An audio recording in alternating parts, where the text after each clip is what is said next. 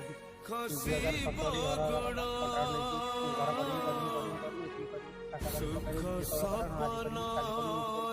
ବାଲି ପକାଇଦେଲା chips ପକାଇଦେଲା କିଛି ନାହିଁ ଏ ଘରକୁ ଭାଙ୍ଗି ଥରେ ଏମିତି କଲା ପୁଣି ଥରେ ଗଲାନି 2 ବର୍ଷ ହେଲାଣି ଆଜି କରିବି କାଲି କରିବି ହଁ ସରପଞ୍ଚ ଜଣେଇଥିଲି ସରପଞ୍ଚ କହିଲା ମୁଁ ଭିଡ଼ିଓ କହିଲି ତମକୁ ସମାଚାର ସମାଧାନ କରିବି ଚେୟାରମ୍ୟାନକୁ କହିଥିଲେ ଚେୟାରମ୍ୟାନ ମାରିଲାନି ଚେୟାରମ୍ୟାନ କଥା ମାରିଲେନି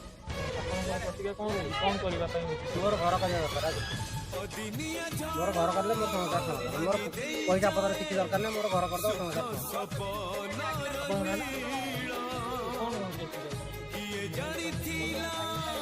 ଜୀବନ ବାଟରେ ଆସିବ